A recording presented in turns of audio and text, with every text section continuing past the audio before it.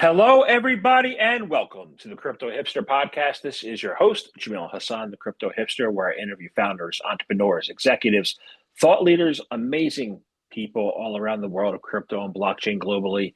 And today I have another amazing guest. This man is the GM at Shareland. His name is Justin Hughes. Justin, welcome to the show. Thank you very much. Glad to be here.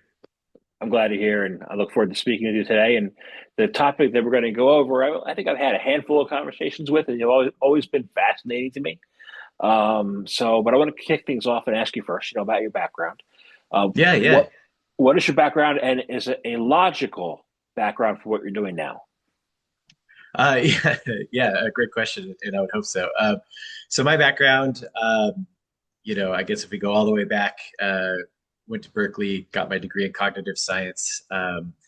Always been a technology guy, and got into software development, was a full stack engineer, and then my first venture-backed startup was realtymobile.com. I was the co-founder and CTO there, and our goal there was to basically solve the issue of access when it comes to real estate investing. And at Realty Mobile, we were one of the pioneers in that first wave of real estate crowdfunding back in the early 2010s.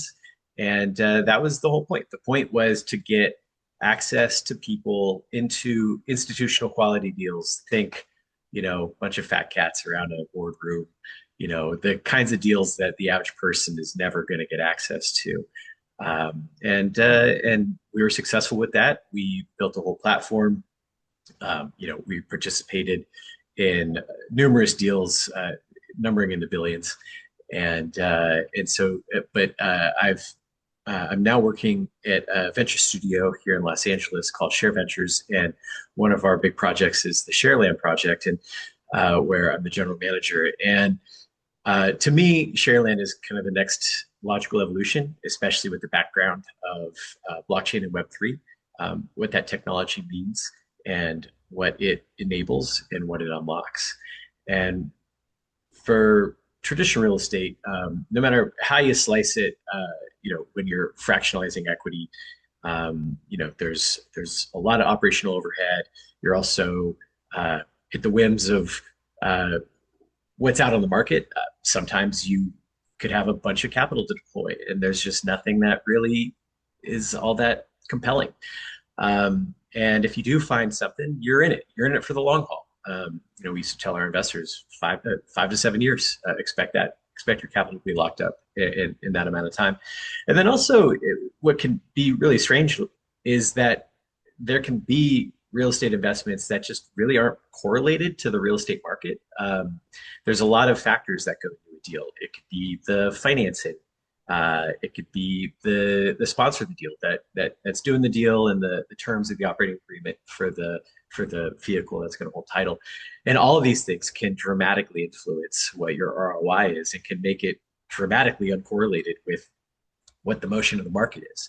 And so we saw these limitations, kind of the barriers to scale, the complexities, the lack of correlation, and wanted to solve that. And at Shareland, we've come up with an innovation called the square foot token.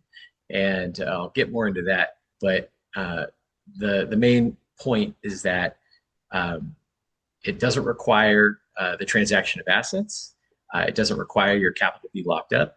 I mean, you can basically invest as little as a penny for as little as a second and get perfectly correlated one-to-one to whatever submarket you're interested in. Whether you are bullish on Los Angeles or bearish on Miami, you can speculate on the housing markets with what we built. And all of it is made possible because of Web3 blockchain rails. This is not a product that I would personally endeavor to create or operate outside of the core blockchain technologies. We are utilizing the DeFi methodologies that you're probably familiar with, and your listeners as well. Awesome. So your vision, your mission, your purpose in this and creating Shareland, what is it, and why should people get excited about it? Yeah, sure. Well, at the core, Shareland is about smarter real estate for all. Our mission is to make real estate simple intelligent, and accessible. We really just want to empower anybody to participate in this asset class with clarity and confidence. Want to remove the opacity and the friction of the old system. And so our vision is to build a world where everybody and anybody can build wealth through real estate with the ease and speed of a modern open market. Just like you could buy stock in seconds, you should be able to buy or sell exposure to New York or Austin or wherever seamlessly and instantly. Awesome. And the best way people can do that is using Web3 tools and techniques through your platform. That's our plan. We have not launched our mainnet yet. In fact, we're going to be launching season one of testnet in the coming days. So I would invite everybody to come take a look and see what we're building. You'll be able to touch it and experience it for yourself. And then really looking to solicit feedback from folks that have interest in the space, and as we prepare for our mainnet launch. Awesome. Awesome. So you mentioned some cities, right? And you mentioned buying housing. Like, you know, I see a lot of things going on in the cities that kind of has me concerned about buying real estate there. I see some violence in like Chicago and in New York and LA and other areas, should that be a legitimate concern for people investing, and or would they have opportunities to say they want to buy a piece of land in like South Dakota or something? How do you help people gauge, their risk preference, and because that's something that's going to be like with the real estate and the economies and those cities, that's going to be like a major thing, right? Yeah, I mean, for us, it's about empowering you to take action based on your perspective or your thesis. Uh, if you think that crime is continuing to be a problem and will only exacerbate housing prices, uh, with our product, you can take a short position on whatever neighborhoods or cities you think are being mismanaged or that have a bleak outlook. So you can make money in an area that is performing poorly by just, you know, picking the right side of that bet, I guess. Um, and so yeah, I mean, if you think that one area is going to appreciate better than any other area in the US, and you think one area is going to suffer and drop in value, you can you can basically put your money, align it with what your perspective and your thesis is, and see how it plans out, how it plays out. You could do a long term short. Well, I mean, yeah, I mean, effectively, if you can open up a short position, and typical to most short positions, you just have to maintain a collateral ratio. So if the market's moving against your short position, uh, you might take a bit of a haircut. You can always maintain the minimum collateral ratio to maintain that short position in the hopes that it works your way. But ideally, you take a short position, you're proven right, and you close out your position and pocket the difference. There in 2008 and nine. There was a guy who did that against the whole entire U.S. housing market, made billions, right? So Yeah, yeah. I mean, no, I mean, smart guy saw what was happening in the secondary markets, capital markets, seeing uh, not what I would consider to be the best level of diligence on on those financial products, and and he made a good bet. And yeah, I mean, similarly, I think all investing, it really boils down to: do you think it's going to go up? Do you think it's going to go down? And how do you take a position that's going to capitalize on where you think it's going to go? And yeah, and for us, we really just want to make it as simple as that. Do you think this market is going to go up? If so, then do this. If you think this market is going to go down, then do that. And if you're right, you will be rewarded. If you're wrong, unfortunately, you can lose some money. But that's the way investing works, right? that's the way it works in crypto. So yeah, I mean, show me any investing where, like, gosh, even my stock portfolio, there's some stinkers in there. I've, I've, I've had some bad days. yeah, me too. So I see a lot of middle, like when I look at the real estate, like you have a better pulse on this than me. But when I see like real estate in suburbia America, I see BlackRock buying up entire neighborhoods, right? So, and that leads me to believe, question, what is the American dream used to be, house, picket fence, yard, couple kids, dog. It's not the American dream anymore for a lot of people. So what Yeah. is it? What is it? What is real estate's role in that dream, and how can the younger generations who no longer have that access to that dream, have a dream with real estate? Yeah, yeah. Yeah, for me, I think the American dream represents a lot of different things. It's not, I wouldn't boil it down simply to, buying a house. I think a lot of it is about upward mobility and opportunity. The idea that America is a country where you can roll up your sleeves and you can work hard and be rewarded for it. Um, Part of that reward may have taken the form of having a house and the white picket fence and all this. I think that there's some people that's what they still want, and it's tough because mathematically this could be out of reach for many people. When you do have institutional players entering the housing market, that's just additional demand, and as we all know, what demand does to pricing, it can be a tough pill to swallow. That's for sure.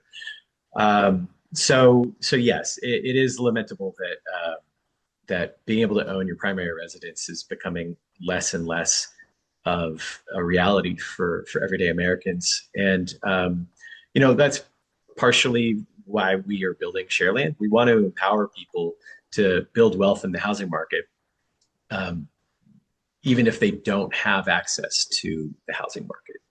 So being able to decouple that investment value from the physical asset itself, to at least retain the opportunity to speculate and grow money alongside that market, is one of the reasons why we built this product.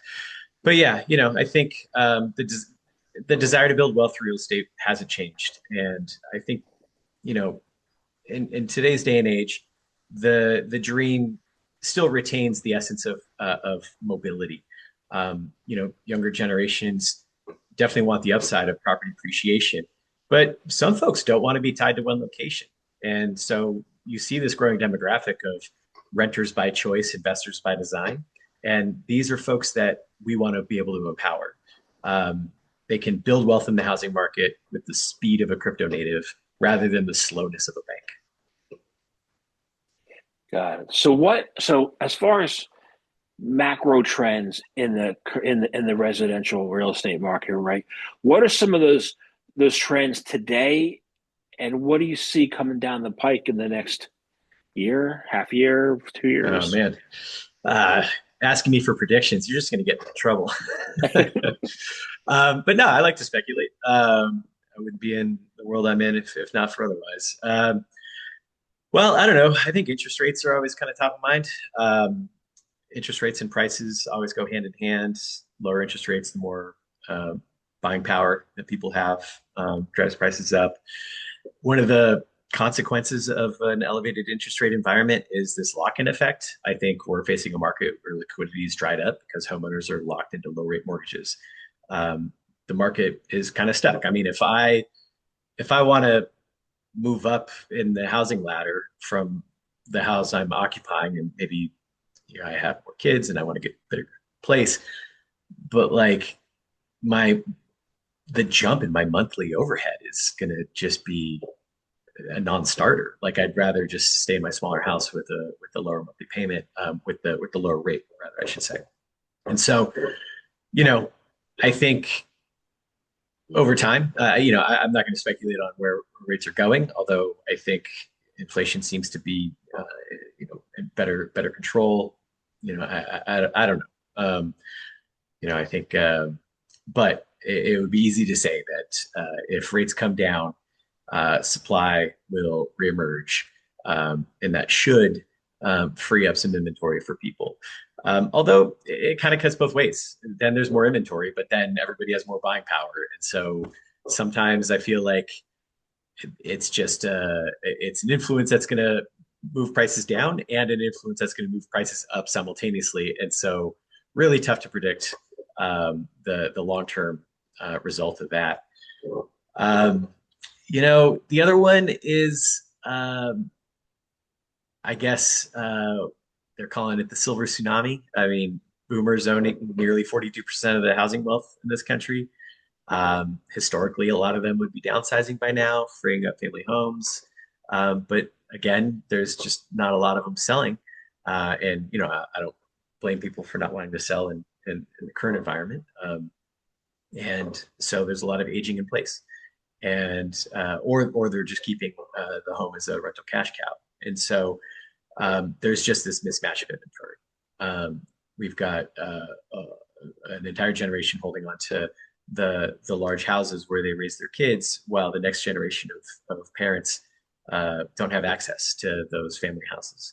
And so I think that's one thing that could, if rates come down and we unlock a lot of that inventory, I think these are things that could help the average American out there and provide meaningful inventory to people.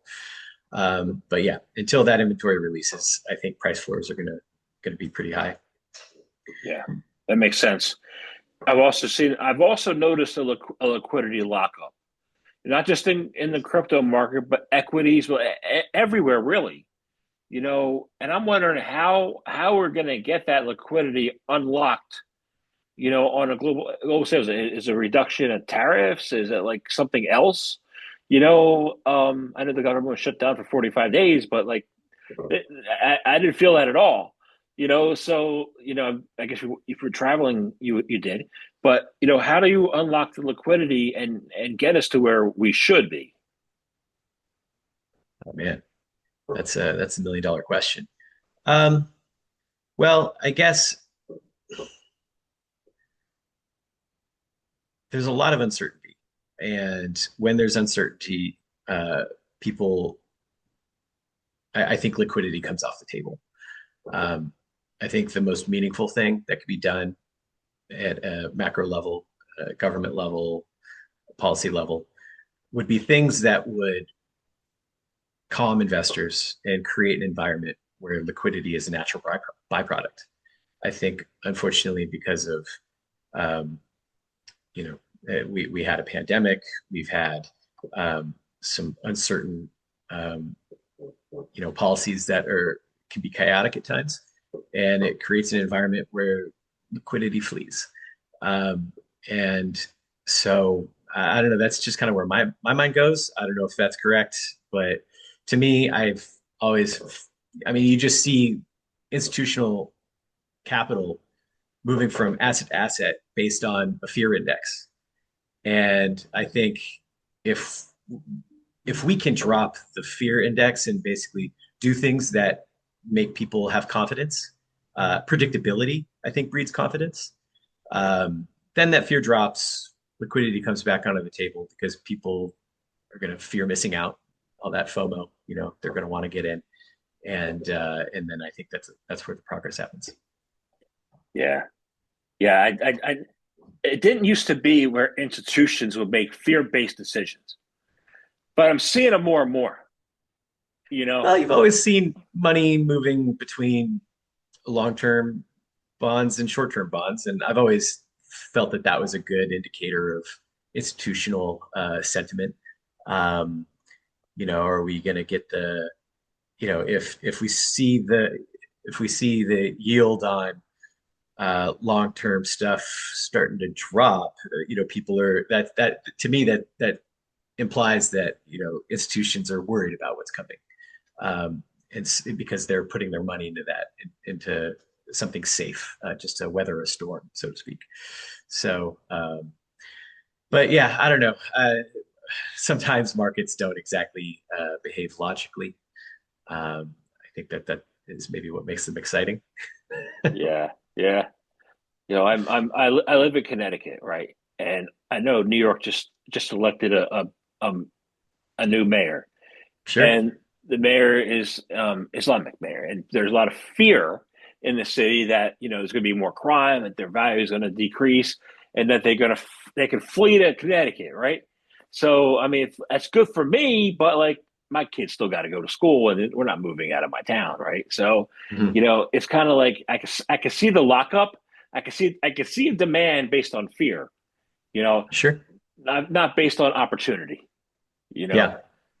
It, Well, I've always thought intelligent investors are able to kind of separate the wheat from the chaff on that, right? I always like playing against the headlines. When everybody is running one direction because something just spooks them, I'm like, oh, great. This is a wonderful opportunity to get something on the cheap.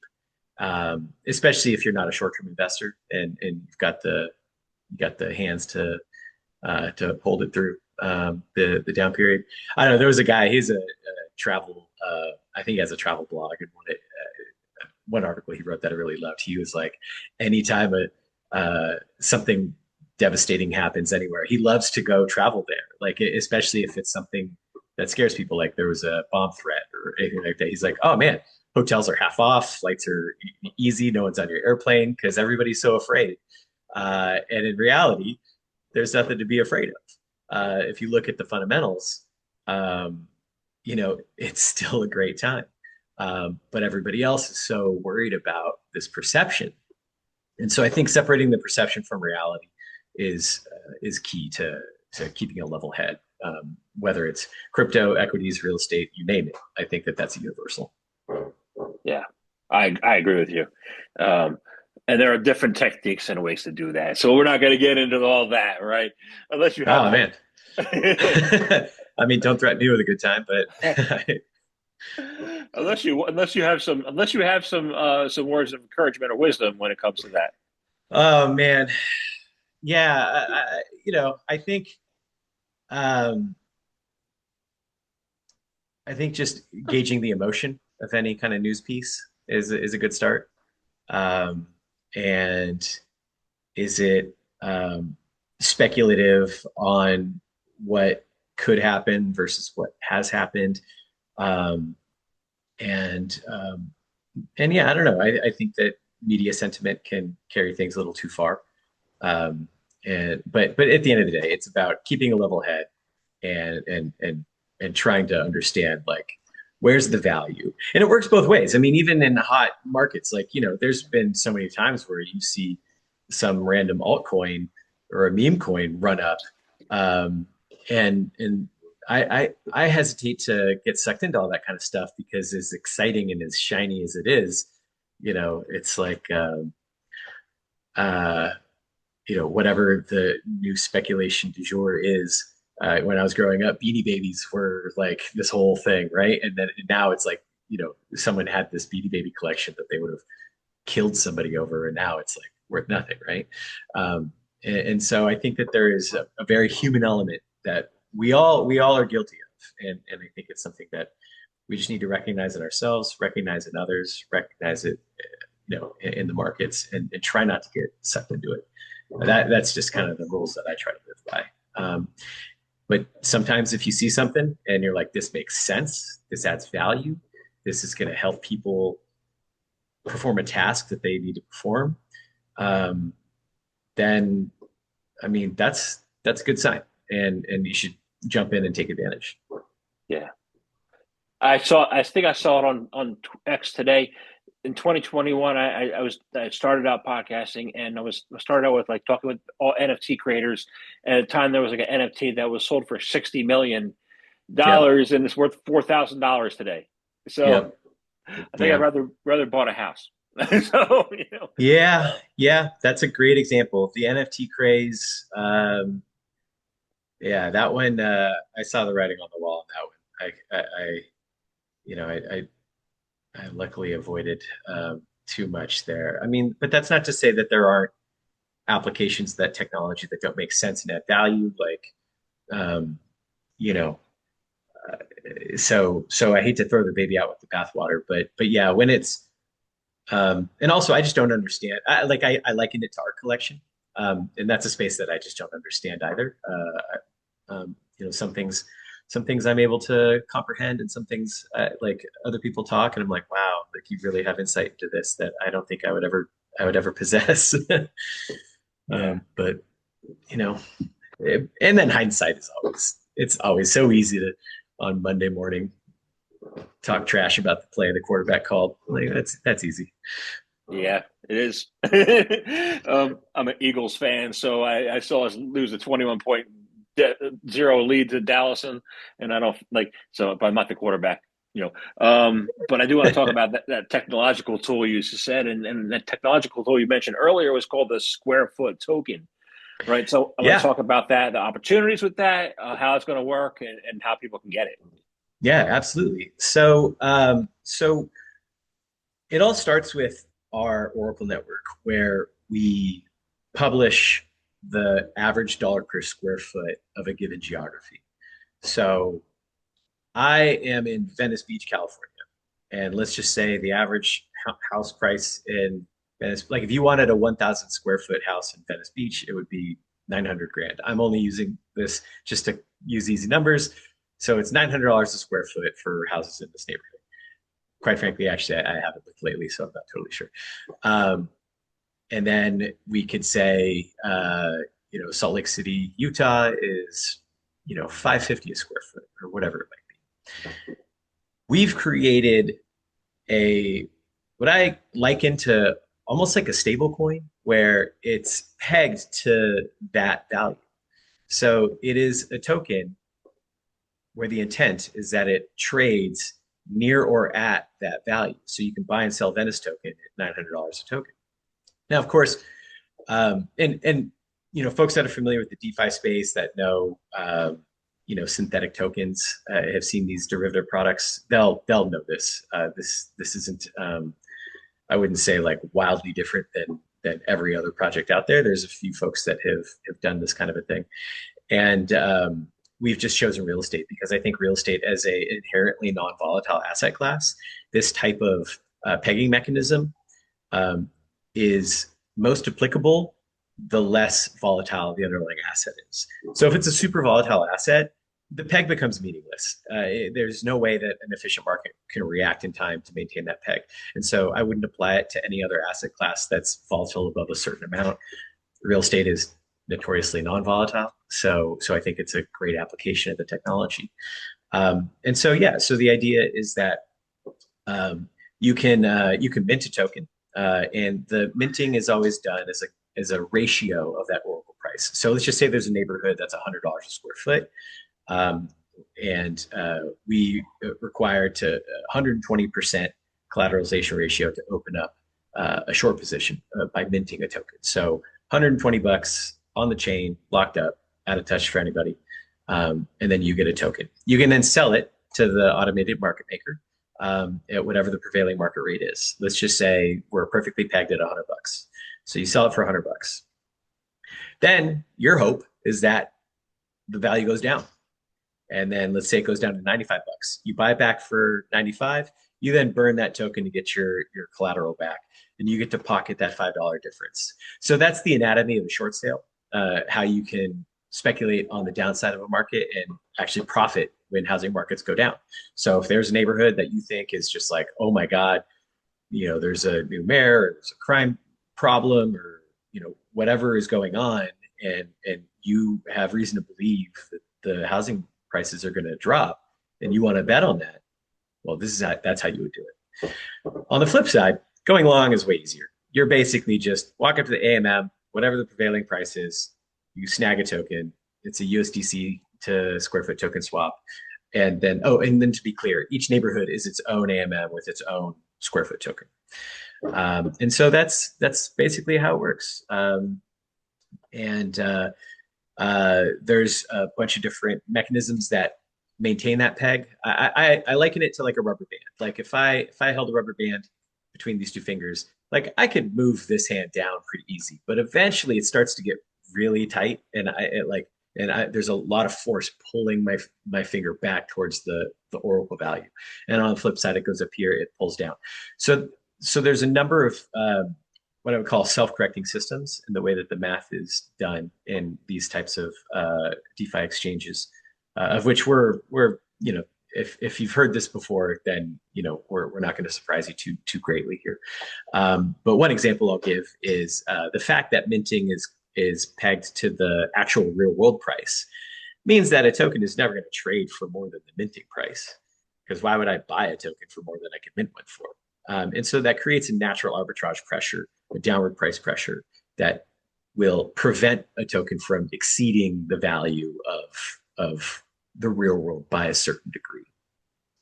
Um, and before it even hits that mint price, like going short, let's just say that I was thinking about going short, but like, I don't know, like risking $20 to hope it goes short, that's one thing. But if it's trading at a big premium, everybody's going long, everybody's buying tokens, and so the token price starts to creep up. Well, my cost to go short evaporates. Effectively, the longs are daring me to take the short side of the equation. And so then, if that red carpet's rolled out for me, and I want to take the short side, well, I will. And simultaneously, I will restabilize the peg by doing so. So this is just another example of like how, because functionally it's basically there's longs and there's shorts. Depending on how things go, one of them is going to pay the other.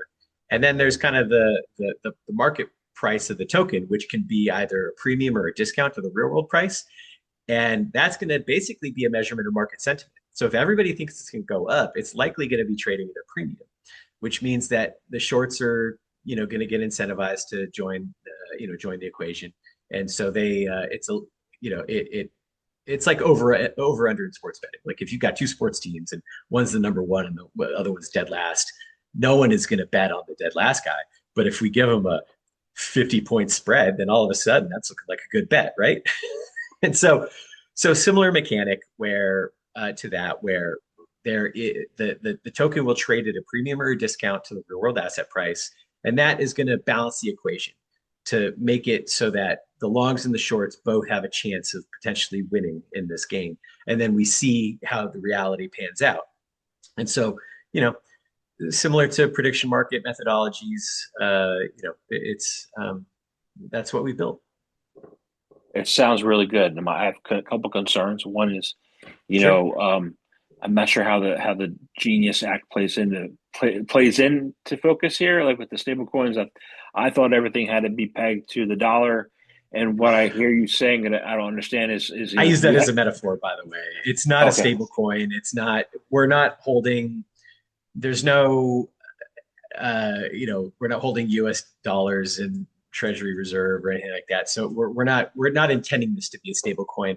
It's maybe not a great metaphor to use okay, because the history of like yeah, it's just not a stable coin. I guess okay. I just use it as shorthand. Great. And the industry got in trouble because of the algorithmic unpegged, coins, to Terra Luna. So I'm like, how is this going to differ from Terra Luna? Yeah. Oh well, Terra Luna, their critical error was allowing swaps between their stablecoin and free floating token. Basically, just saying like, hey, you can always trade this token for this stablecoin, and then the second there's a run on the bank, it goes into a tailspin. We actually, when we were, thinking about all the different ways that we could build a product that allowed people to have kind of this tangible square foot. Like I've got 100 square feet of LA. Have got 100 square feet of Miami. I've got this growing portfolio of square feet around the globe. Um, we considered, the idea like, well, what if we had a platform token and, that had some kind of mechanism that allowed people to arbitrage to as a way to strengthen the peg. But after what happened to Terra Luna, I was like, absolutely not. You cannot have a peg mechanism that involves another token that isn't pegged to anything because I mean, we all know what happened. So uh yeah, that's it. The other thing is when I said volatile assets being bad for this, equally bad are assets where like like what I'm describing is a soft peg mechanic, right? Like it doesn't need to be a hard peg. I like the Venice Beach square foot token. If it doesn't trade at 900 square foot, it doesn't end the world. Like nobody's clearing this as if it was as good as fiat currency. In fact, by design, we want it to shift a little bit Because if it was always at 900, shorts would be like, well, take a hike. I'm not taking that bet. And so those weaknesses in Terra Luna and algorithmic stablecoins, those are only weaknesses when you're trying to peg to a fiat currency. And it's exacerbated when you have your own kind of ecosystem token as this like arbitrage bridge to as an attempt to stabilize the peg. Yeah, that was fraught from the beginning. But you know what? Just because a hammer sucks at banging screws into drywall doesn't mean it doesn't drive a nail. You know what I mean? And so I still think that this is great technology that if it's applied to the right asset class in the right way, it can do some really cool and interesting things. Yeah. I think so too. The other thing I thought of when you were explaining that you have a different square foot token for every city, Yeah. I immediately thought of crypto kitties, and that being an extension or a better use of the technology for crypto kitties. Oh man. But that was more like NFTs, right? And you'll have to forgive me. I'm not like CryptoKitties expert. So ours are not NFTs. It's ERC20 token. You know, I would say if you took a look at Synthetics IO, like they they were trying to do like a platform where it's for make your own synthetic, peg to whatever you want, and kind of a DIY kind of way. For us, we're basically taking um, that same mindset, but really making it super easy. I think one of the problems with the Web3 space is that like it's a community building for itself, almost to the exclusion of the average person out there. Like, I want to make something a little bit more inclusive that anybody can use. Like, I love a lot of the technologies that are being built in the space that kind of can create a Web 2 like experience. For example, we use Privy. I love these guys, like allow your users to sign in with Google, generate a wallet on the back end. And then if you've got a fiat on ramp or off ramp, now all of a sudden people can transact with credit cards. Now it's all crypto rails on the background. So it has that transparency and all the things that we love about Web3 and what really empowers some really cool things to happen. And so one of my goals is to kind of blend both worlds. I want to have my cake and eat it too. I always give this example about my dad. Like my dad, he lives down in San Diego. The majority of his net worth is tied up into his house. I would love to be able to empower him to hedge against that. I mean, his whole like his lifestyle now that he's retired is like tied to this one asset. It can be severely dangerous. Um, but if I was going to ask him to install a MetaMask wallet, authenticate with a DeFi platform, acquire some stable coin and gas from a centralized exchange, transfer that over to his hot wallet and conduct on it, like he would have already told me like no. You know what I mean? He'd be like, what are you talking about? Instead, I want to say, hey, look, you sign in with Google like you do with anything else. You pop in your credit card number and you can take a short position on San Diego. And if anything ever happened, you'd have a little bit of an insurance policy, so to speak, against your nest egg. And so yeah, I want to keep it simple. I want to have it be easy to understand, but it's a challenge. It's Web3. Sometimes it's just not easy to explain. It's you know we're having this conversation, and your audience is a lot of Web3 folks that know the space, and I bet this is even kind of like even if we have a hard time narrowing down exactly the specifics of the mechanics of how this works and conveying it easy to understand to other people. But at the end of the day, I hope that it's tangible. Go to the testnet, check it out. We slap 100,000 USDC test USDC into your account. You can buy and sell some tokens, see what it does.